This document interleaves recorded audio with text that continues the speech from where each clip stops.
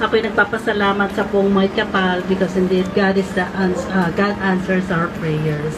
And I believe as God answers our prayers, He'll answer yours as well.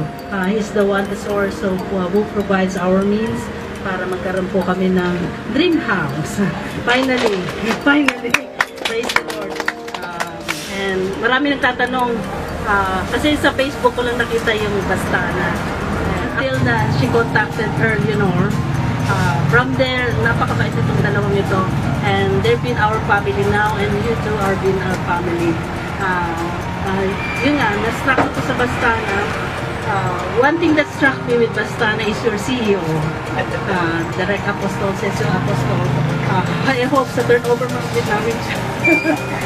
Because your transparency niyo sa Facebook and how you turn over, we're so happy to with them, and I know susunod na rin kami.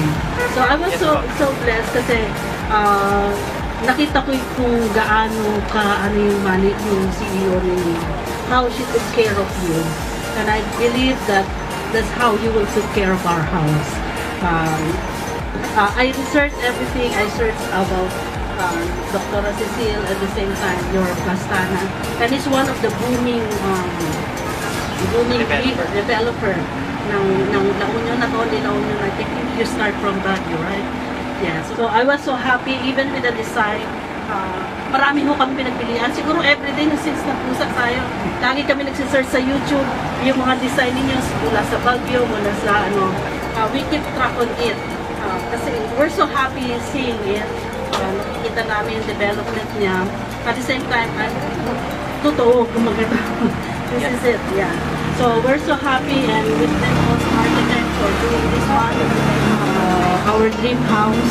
And yun nga, we're so blessed, and thank you so much, Cardinal Sir, and to all, each one of you na naging parte ng project na ito.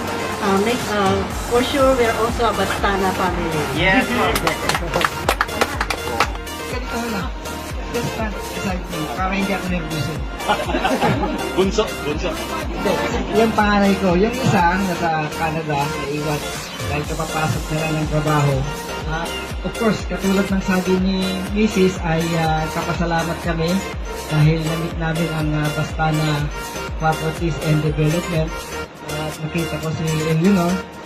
Sabi sa akin, magaling ka palang kumanta. Sabi ko sa kanya, magaling ka rin palang sumayaw. Sabay-sabay po niyo yung ground break at the count of 1, 2, 3, go! Reliera! Project Reliera! Angat nyo na po, Tingnan po yung pala na may laman. Alala po kayo. Okay. Yung konti laman, hindi kakain. Okay, 1, 2, 3 po.